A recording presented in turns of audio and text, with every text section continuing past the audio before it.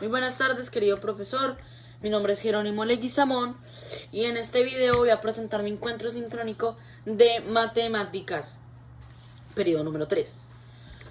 Y en este encuentro sincrónico voy a hablar sobre los tres temas que hemos visto durante este periodo, que son los números decimales, cuadriláteros y triángulos, y medidas de tendencia central. Ahora, voy a comenzar haciendo una pequeña explicación de qué es cada uno de estos temas y luego después de un resumen. Pero para la explicación voy a usar las notas antes tomadas por mí. Entonces, primero empecemos con los números decimales. Los números decimales son aquellos que tienen una parte entera y una parte fraccionada separada por un punto decimal. Se usan para representar cantidades más específicas que los números enteros, como en el dinero, las medicaciones o los porcentajes de esos porcentajes. Los decimales pueden ser infinitos con un número ilimitado de dígitos después del punto, o infinitos, donde los dígitos se repiten o continúan indefinidamente. Operaciones como suma, resta, multiplicación y división pueden utilizarse con números decimales de manera similar a los enteros, pero considerando el lugar del punto decimal. Ahora, cuando tenemos...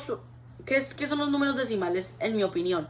Pues los números decimales es una manera más fácil, porque durante toda la historia de los humanos siempre hemos buscado una manera más fácil de hacer las cosas, y los números decimales no han sido una excepción.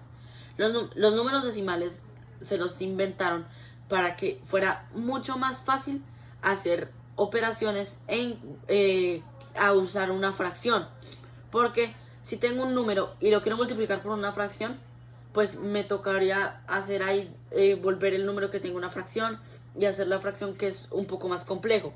En cambio, se puede convertir a decimales y manejar con decimales, en mi opinión, es muchísimo más fácil que manejar con fracciones. ¿Pero qué es un número decimal? Pues un número decimal es el número que va después de un punto.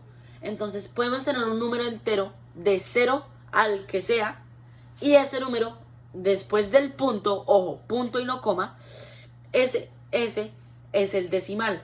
Entonces, el decimal, ¿qué hace?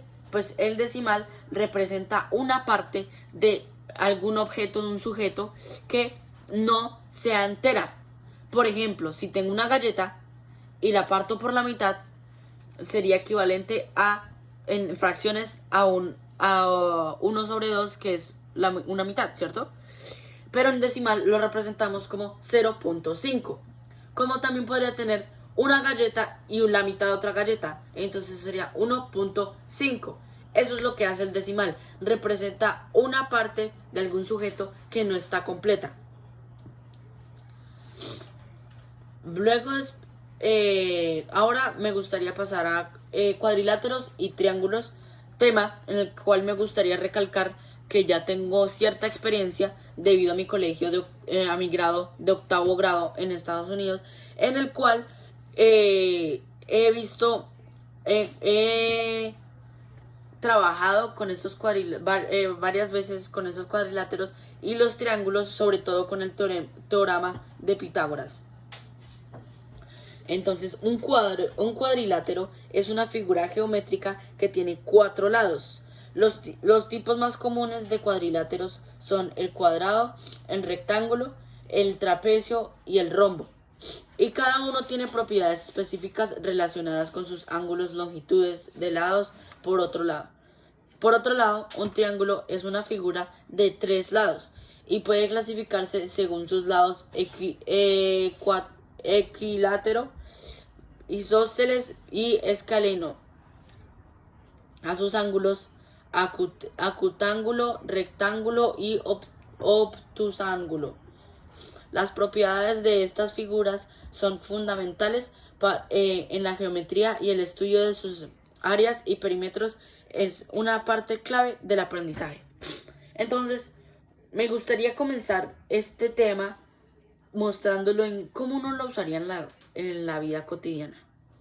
Entonces, digamos que compré una finca y la finca tiene forma de cuadrado.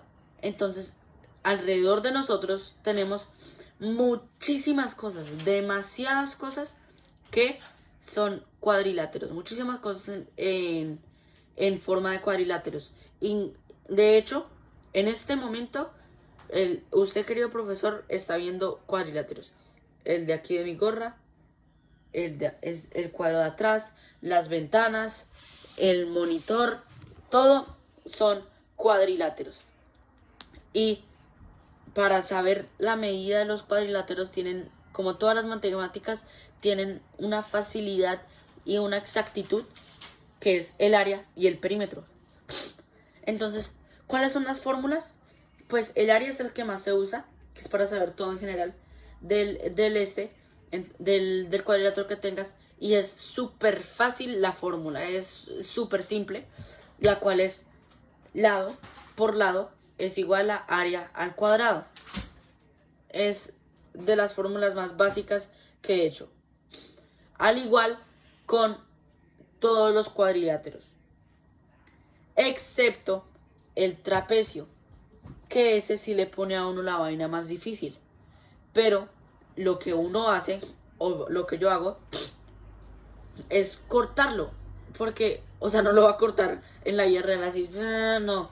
Lo pongo en una hoja y hago una línea y lo corto en triángulos, rectángulos, ¿sí son así? Sí, triángulo, rectángulo, los corto en esos y dejo solamente un rectángulo. Entonces, ¿qué hago?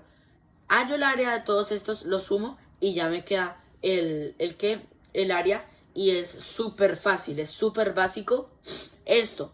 Luego después está el perímetro, que es aún más fácil. Es todos los lados de el del cuadrilátero sumados. Y en el trapecio también, súper fácil. Es fórmula súper fácil.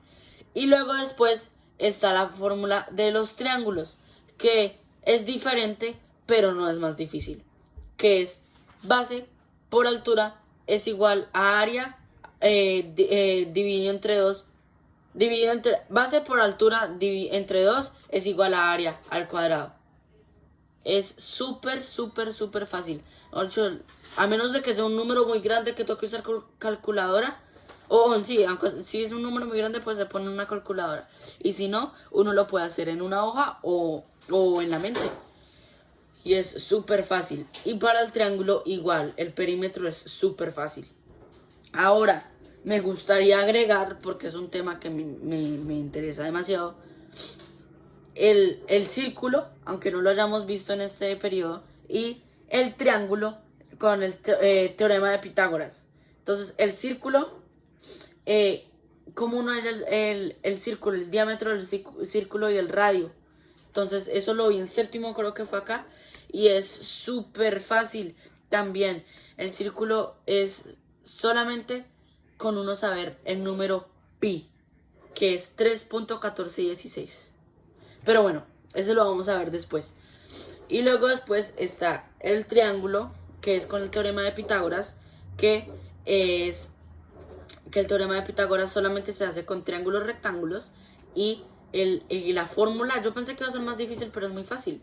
Es a al cuadrado, o sea, que ese triángulo tienen un cateto A y un cateto B. Y tienen una hipotenusa, que es el lado más largo. O sea, si tengo un triángulo así, ¿cierto? Y aquí están los 90 grados, como así y así. Pues este de aquí es la hipotenusa y estos de acá son los dos catetos. Entonces es cateto A al cuadrado más cateto B al cuadrado es igual a C, que es la representación de hipotenusa al cuadrado. Entonces se hace eso. Se encuentra el cuadrado, sale, lo sumas.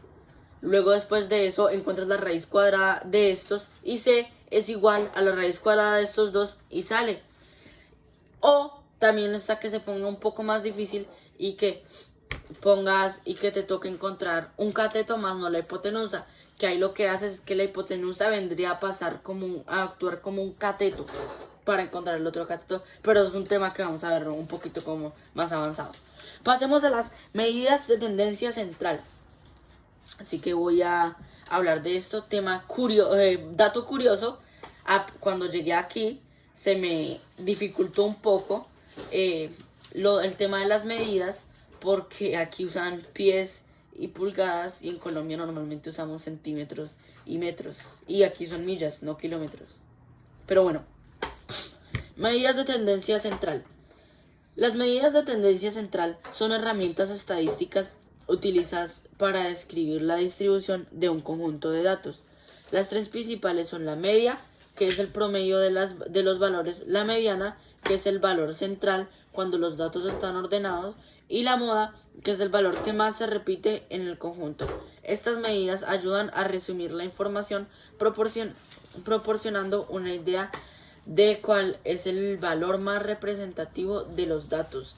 Son fundamentales para el análisis estadístico y para interpretar grandes cantidades de información. Esto también es de los temas más fáciles que he visto, porque como ya mencioné antes, es un conjunto de datos que uno básicamente lo que está haciendo es organizándolos. Entonces, por ejemplo, la mediana, que es el valor cuando los datos están ordenados. La moda, que es el valor que más se repite. Mejor dicho, es ver los valores para organizarlos. Ahora, otra vez me gustaría comentar cómo usaríamos esto en la vida real. Pues, imaginemos que uno está en una empresa y tiene un pocotón de datos de un recibo de algo. Datos. Pues, ¿uno qué hace? Los coge y los pone de hecho uno puede hacer una tabla de frecuencias, creo que se llama, donde uno tiene X, que son los valores que tienes, la frecuencia relativa y todo eso para encontrar los valores más fáciles. Y como ya dije antes, porque debido a que el humano todo lo queremos hacer mucho más fácil, esto es algo que de pronto en la carrera que uno quiera escoger va a facilitarle a uno muchísimo la vida. Muchísimas gracias, querido profesor. Este es mi encuentro sincrónico y también me gustaría comentar que me pareció súper interesantes todos estos temas. Aunque ya los había recurrido, siempre es bueno refrescar la memoria.